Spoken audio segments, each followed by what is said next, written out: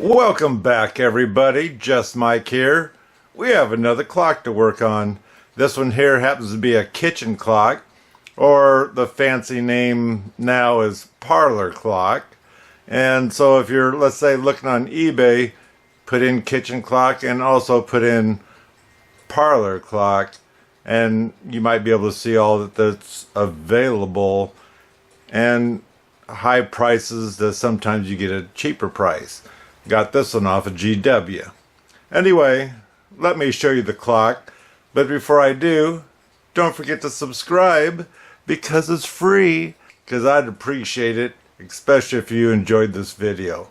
Anyway, this is an ANSONIA kitchen clock. And actually, the case is in really nice shape. Now, let me show you. So this is the case. It does have some of the color loss from who knows what. You can see a few places, and otherwise this here clock doesn't have what I consider the crazing going on. Also, look down here at the bottom. Look at that detailed work, I guess is the way I'm going to put it. This is a beautiful clock. As you can see, someone got carried away when they were cleaning the inside of the glass, so I think that's paint, is coming off. And if that really bothered me, you can buy new decals to put on the clock if you don't mind that plastic look if you get close enough. So inside here we have this, I'm going to call it unusual pendulum. See if I can get it off of there. You notice that there, I've never seen one like that. I've seen this part before, and it's supposed to gleam when you get it all shined up. It looks like a fly has been on there or something. But that's different, so I like something different. This clock says it came with a key. I don't see the key, but more than likely, just like the pendulum is left inside and beat up all around in there, and the key might be lost up there, or they took the key or forgot it. Anyway, this movement, I do have screws at the bottom here. This movement's got knocked out, possibly from shipping, and so we're going to get into this. I don't even know if this clock runs or not, or how dirty it is, but we're going to get into it and find out. Also, there's a trademark. It says trademark. It's got the A inside the square, and of course other square around there. And down here it does say,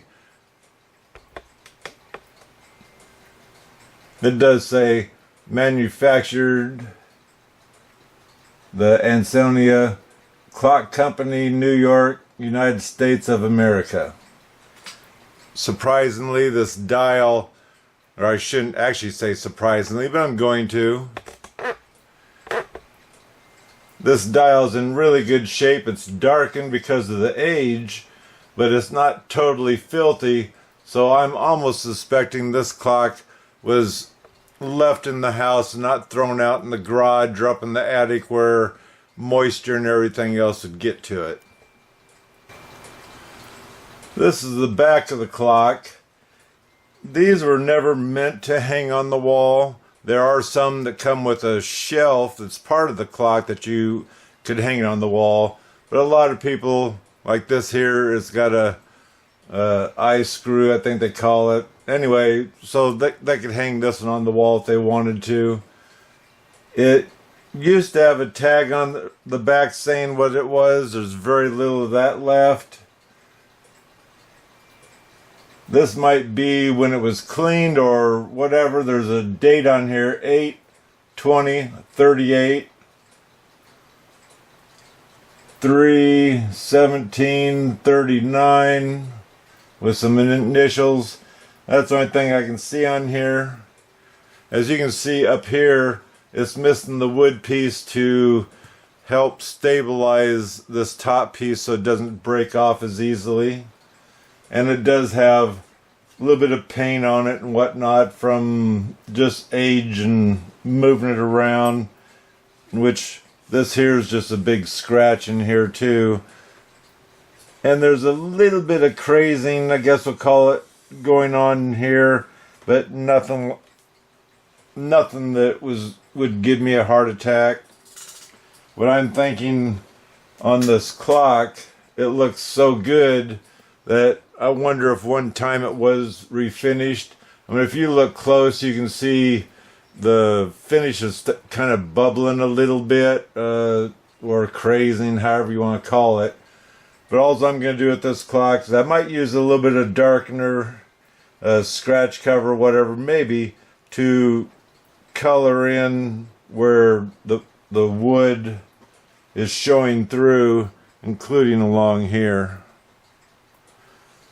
Like I say, you can see some of the crazing going on. Maybe if I pull this camera a little closer, you can see it, but it's not that important, I guess we'll say.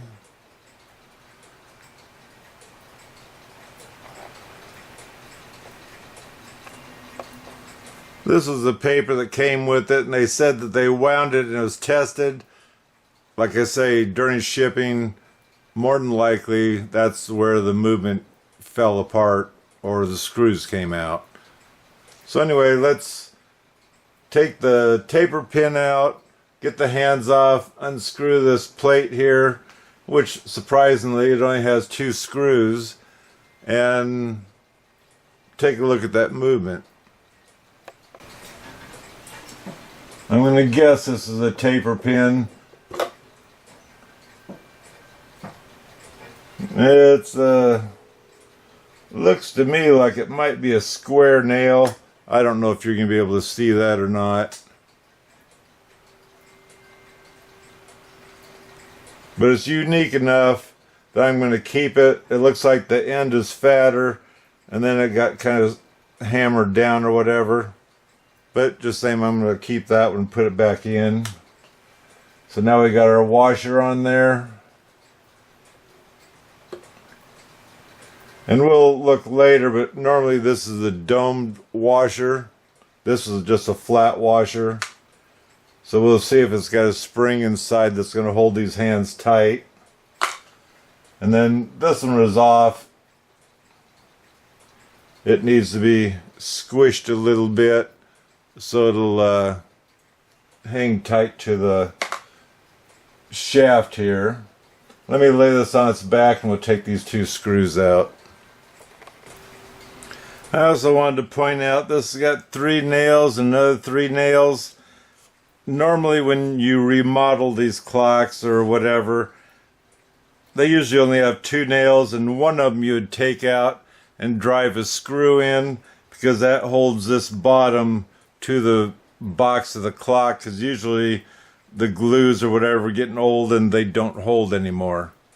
So that's showing me that this clock, it might have got a finish put over what was already here. I'd almost say it does have one, because it's just too shiny to be true, I guess is the way I'm going to put it.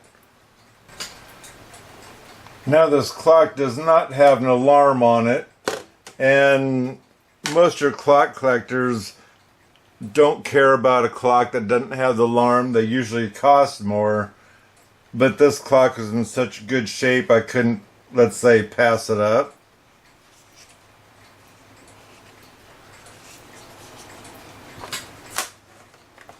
So we have 1 screw left.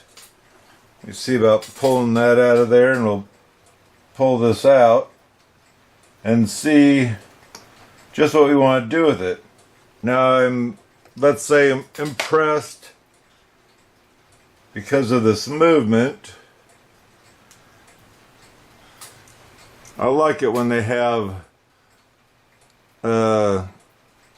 words or whatever onto the frame, which just tells you what the clock is.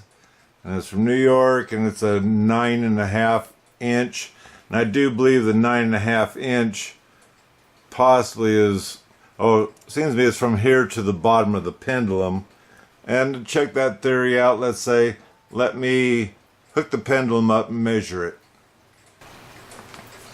Okay, we're going to measure from the center of the shaft to the bottom of the pendulum. And the pendulum is actually at 9. We're at 9 3/4 total from here to the very tip of the pendulum bob. So that gives you room to adjust to get the speed right.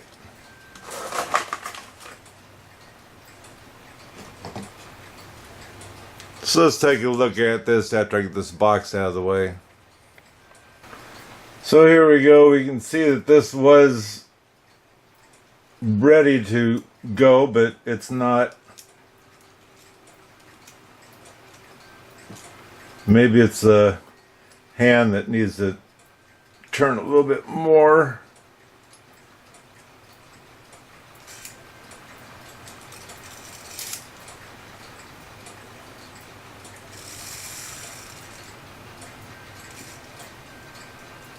I think it needs cleaned because the springs are pretty much wound up. I mean, they're coming loose. And by the way, I was right. The key dangled around, was hidden in behind the movement. And this isn't the right key per se, because you can see the divot in the top. That's because there's a smaller key on top in order to put in and adjust the time, but this movement doesn't have such a thing. But it does fit nicely.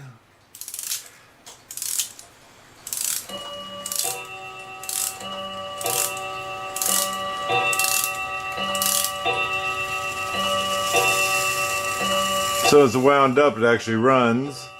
I'm still going to clean it because it does look dirty.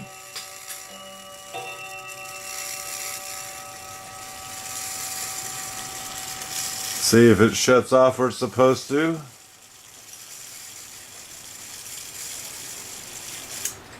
Beautiful. Now it comes to the time. Let me wind that up a little bit and see. And winding it up isn't bothering me because I'm going to use zip ties on here to hold my springs so I can get them off.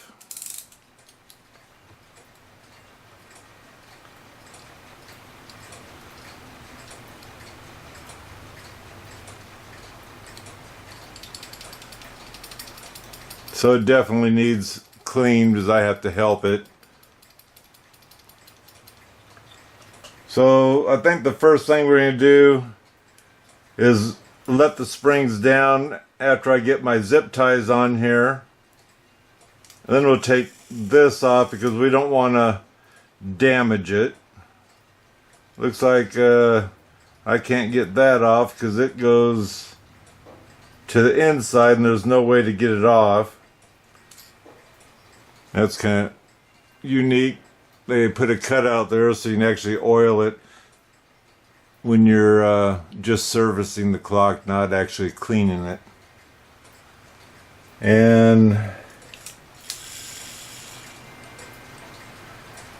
I'm going to check for end shake. This one shakes a little bit. Some of these older clocks like this one here, I don't have to worry about it. Especially because it's my clock. So if it ever does go bad, we'll say I can take care of it.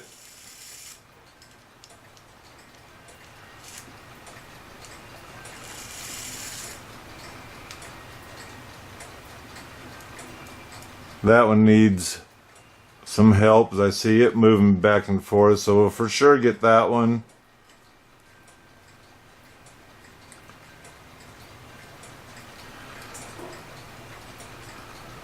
And I think we get that one. Let me bring the clock or camera closer.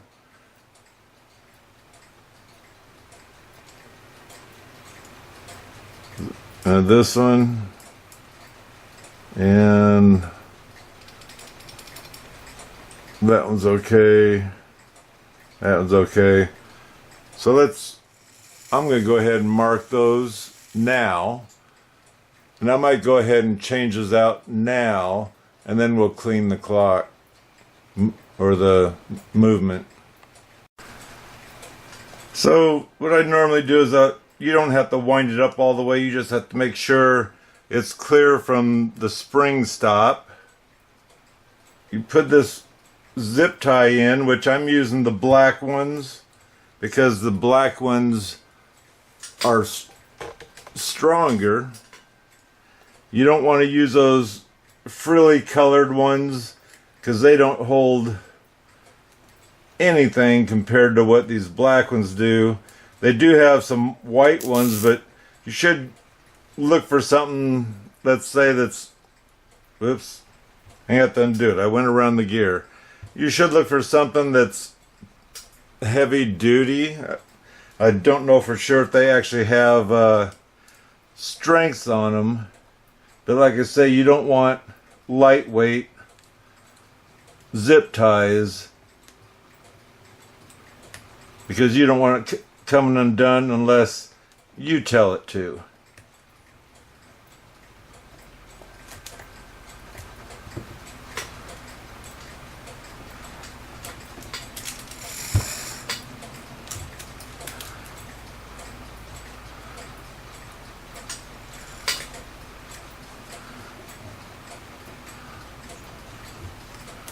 There we got it around properly.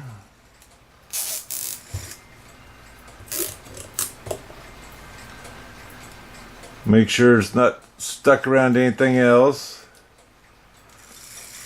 And I try to get in the center. Now that it's on, I can go ahead and get the other one on.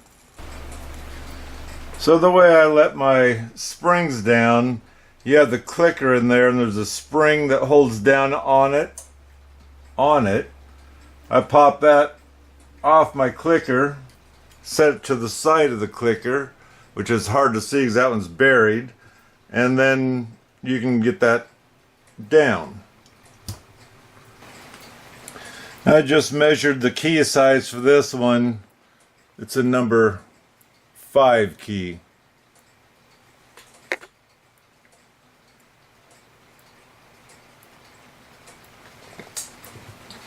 Anyway, we got that spring on top of the clicker. Now all you have to do is wind up a little bit and that clicker moves out of the way and holds out of the way. And now I can set it down onto my zip tie. You try to go slow, sometimes you can't, depends what your hand does. And there it is, it's free. This one here, just through the hole there, I can get to that spring, lift it up out of the clicker back, because it has a slot there for it. Put it to the side.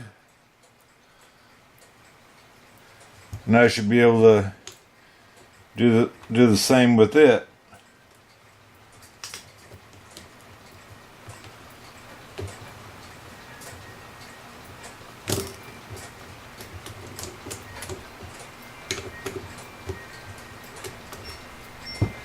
And now we're free.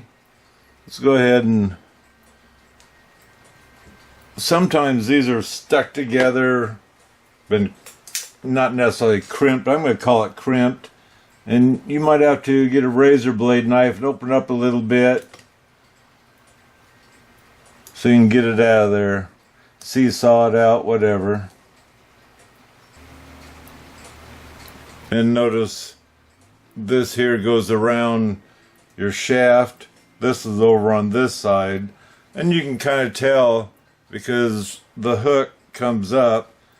And if you try putting it on this side, it might work just fine too, but your hook's going to be pointing the wrong way. It's better to have it pointing up this way.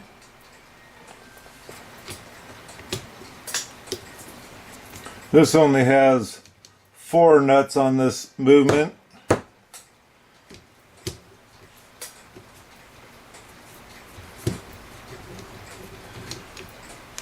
Normally they got 5.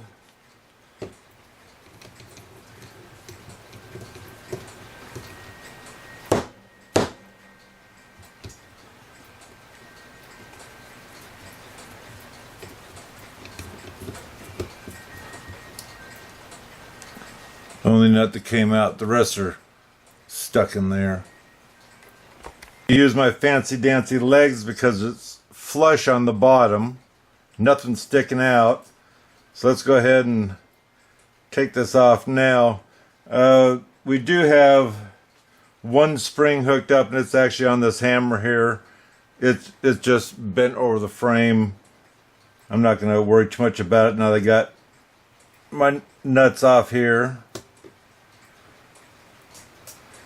What I'm going to do is try to get this off to where I can take another picture of this thing straight down on to make sure I can see where those gears are. Obviously this is gonna, we might be able to get that to stay here, but I doubt it.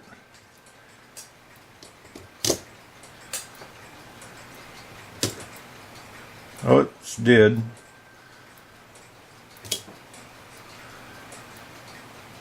You can tell how dirty that is. Just the age on here. So let me get my picture taken and I'll be right back. So to get this gear off, you need to pull this out of the hole.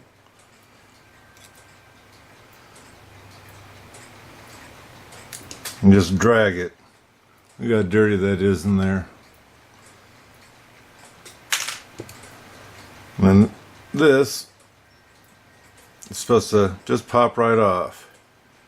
Look at that gunk in there. That old dried up oil.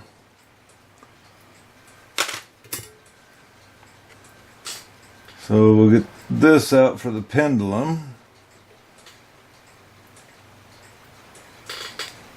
Boy, that is heavy. Thick. I've never seen one so thick.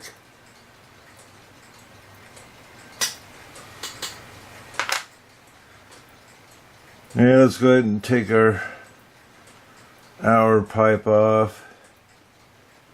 In the minute one, it's got 2 prongs there.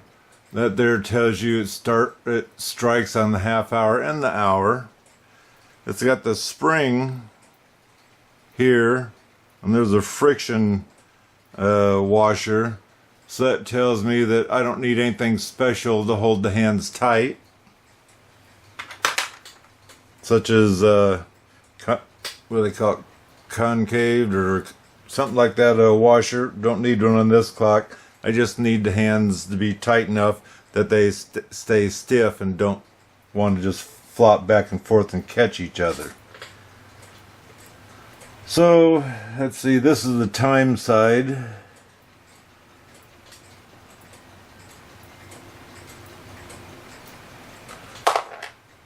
I want to say they're actually clean looking. They got a heavy film,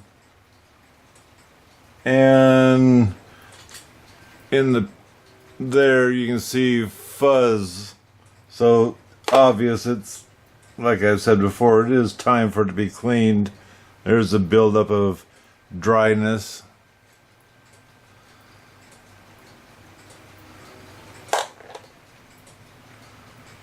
And they kind of stick when you pull it out of the frame there. So this here is the side that gongs your fan, and your fan is what controls the speed of how fast the hammer hits the gong.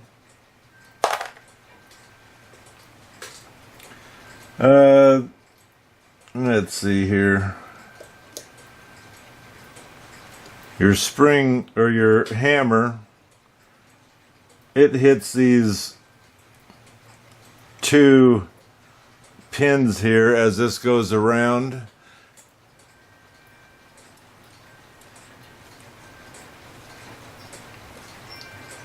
Come out of there.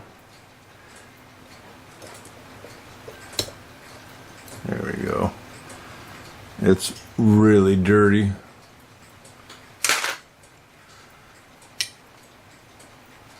I guess we can take the spring off on this side. Like I say, it's all captured here, and we'll pull that apart a little bit later. It actually looks pretty clean, except the outer part right there, for example. But we're going to go ahead and give it a quick clean, and we're going to re-lube this with a heavier oil that I have for these springs. I'd like to take that off now, but it looks like it used to be probably hung up in the frame because the spring catches right here.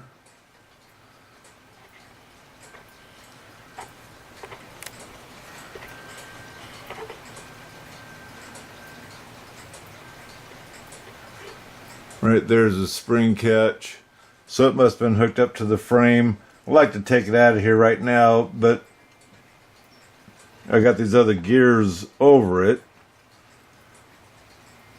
I'm going to slide it out of there real quick. Maybe not. No, I might be able to. All those pins in there look good, just it's dirty.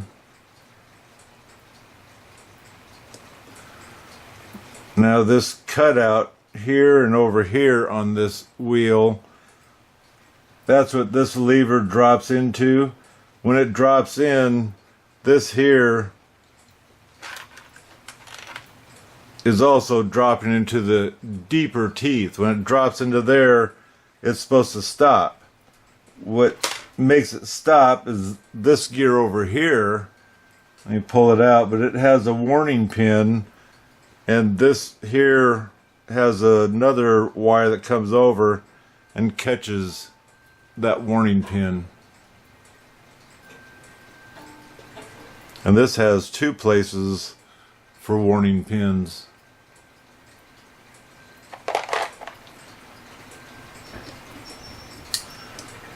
So when you're setting your clock back up, you'd normally set this so it's dropped in here, and then you look at your warning pin to see how close it is to this part of the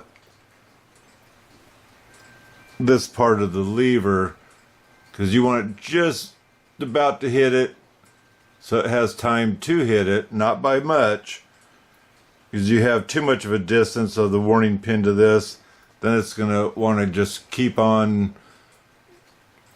ringing whatever hour it thinks it is and never stop.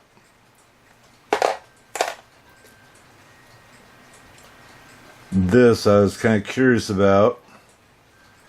Let's pull this out of here. I say these springs actually look pretty good. You can see the old coloring on there and the heavy, let's call it oil, that's dried up.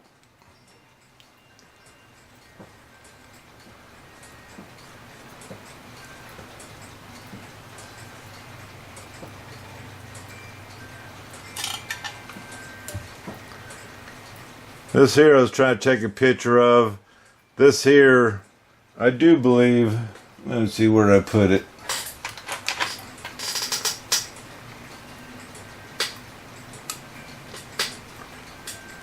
That's what's going to trigger the alarm, because this here will go around and hit it, hit that up.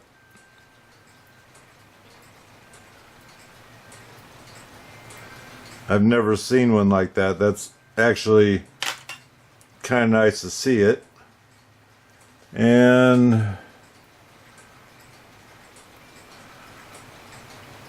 I'm going to say this doesn't come off because that looks like a pin. It doesn't move when you're moving this. And I'm not going to mess with pulling the pin out. It does move freely. I'm going to clean this whole thing with that in there. Like I say, this movement is what I consider new to me. I've never seen one that had the parts like this one does. These springs aren't that easy to get off from the center shaft here. What I normally do is you turn it opposite of the way this thing winds up, you turn it this way. And you can put the key in there, your let down tool if you have one. I usually put that in there, and then I pull the spring, and it doesn't do any good to pull the gear, but I try to make it back up and then get it off. And by the way, pay attention. One spring, one key, whatever you want to call it, winds one way, and the other one winds the other way. So the reason why I like taking those off is now I'm going to let this thing down. I usually bring it right to the edge. And this is better off, especially if you have office hands, or if this is a super strong spring, I'd worry about it then for sure. But what I'm going to do is I'm going to hold on to this part. Besides squishing this whole spring down, you let this thing, take this thing off, and then slowly open my hand and let this thing open up.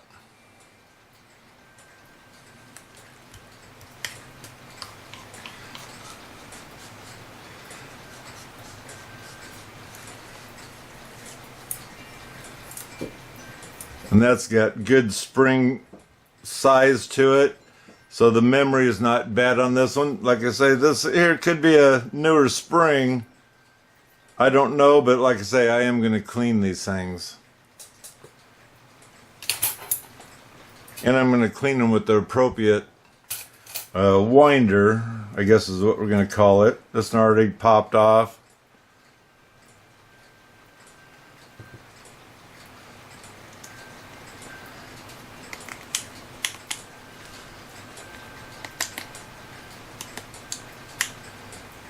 Here again, I'm going to hold on to that, squeeze it, get that off of there, and then start opening it up. And there we go. Look at that, how well that opened up. So that tells me when this thing's cleaned up, it should run just fine. You can see the waves, I guess we'll call it, inside here.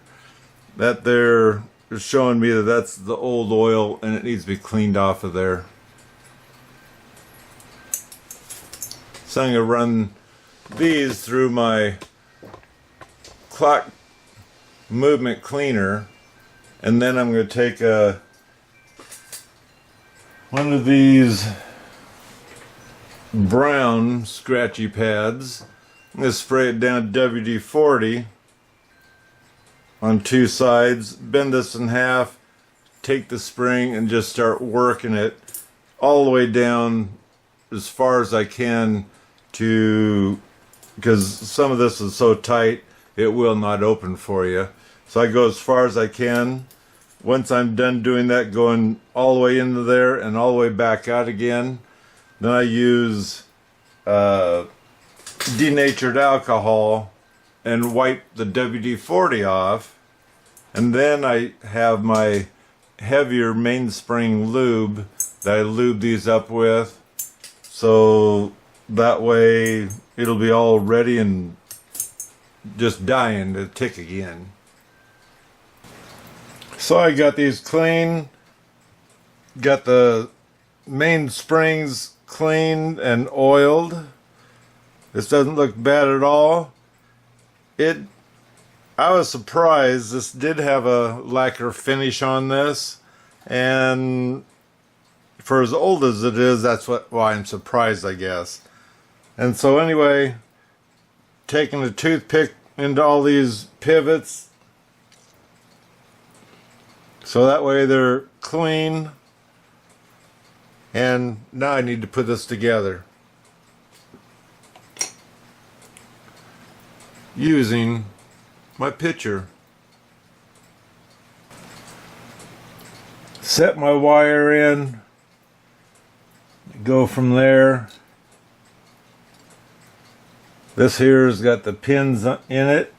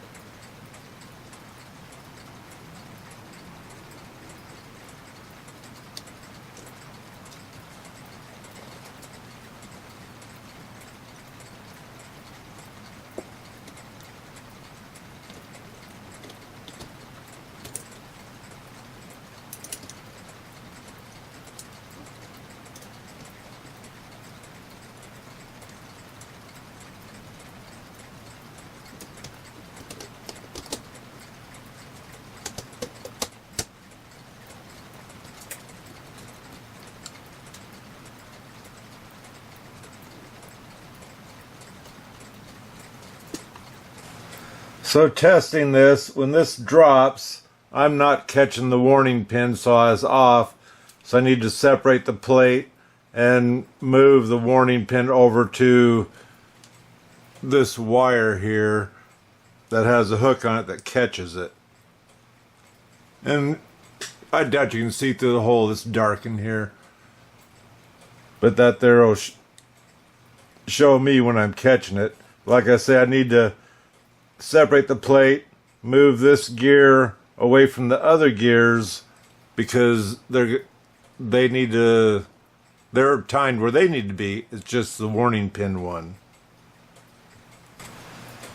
So to trigger this, I have to lift up on that, and I'll move this gear here, make it easier on my fingers. It shuts off where I need it to.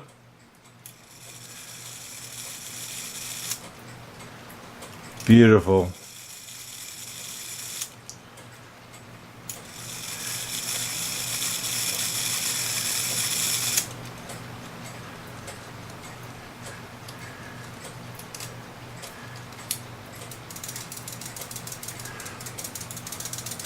And that tells me all my gears are in because everything turns.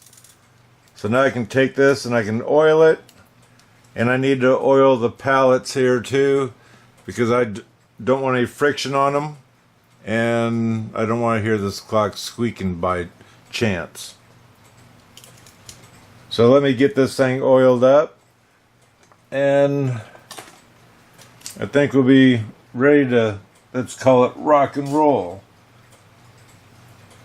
Yeah, drip on here already. I'm just going to put it around the winder.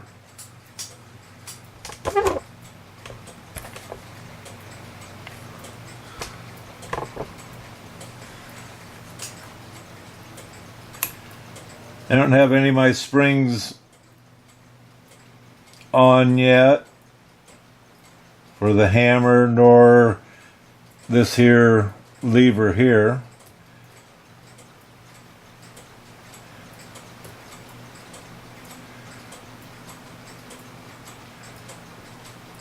And I will admit I forgot to mark the pivots that I wanted to change the bushings in. We'll see how this clock runs.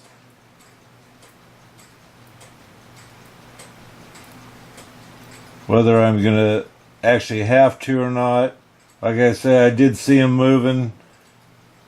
And normally on an 8-day clock is when you got to worry about it.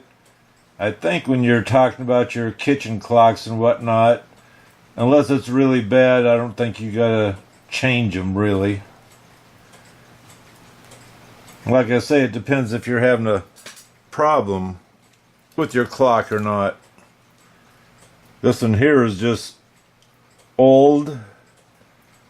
The oil hasn't been refreshed. The gears need to be cleaned because this here evidently has been used and then setting for a while because it must have stopped on them. Sometimes people don't even think about taking their clock in to get it oiled.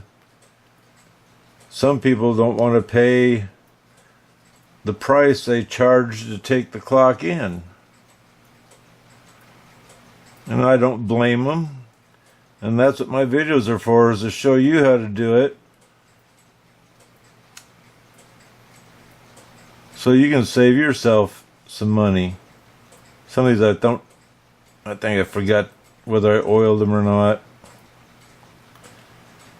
Normally you should just go up and down or go back and forth. And I kind of forgot that. These springs I do have oiled already.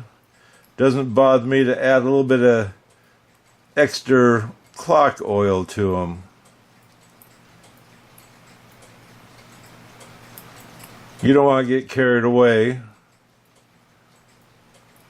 I think it's mainly your outside ones you got to worry about.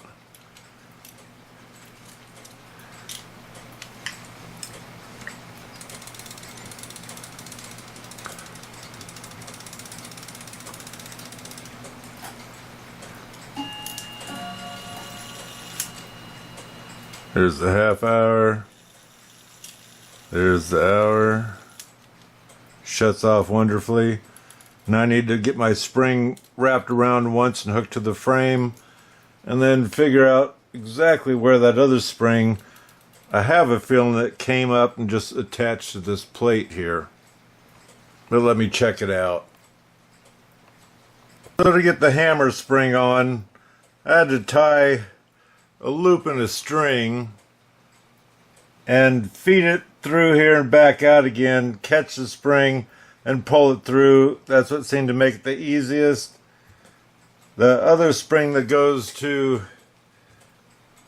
this to keep tension on it down, it actually is hooked on right there. I had to pull it around this and then just hook it on.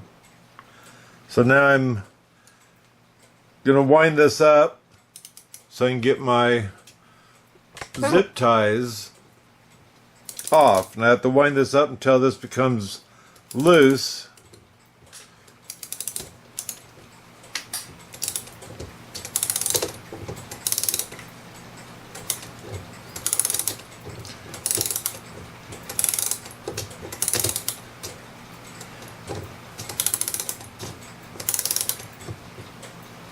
There we go.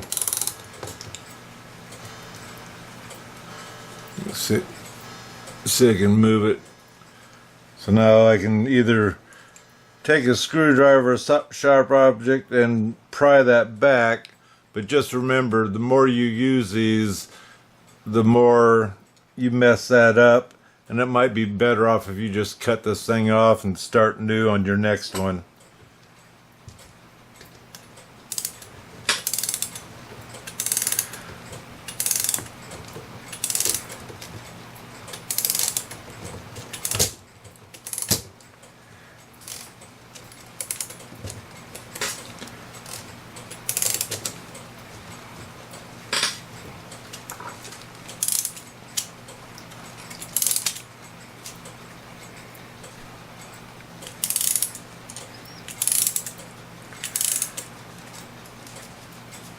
And that one's ready too.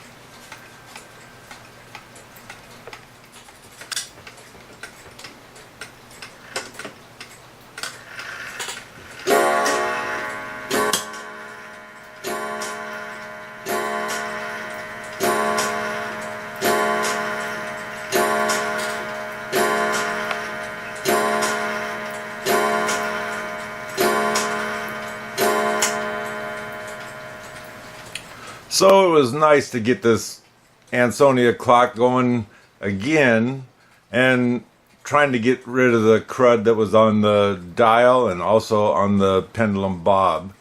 It has a beautiful shine now.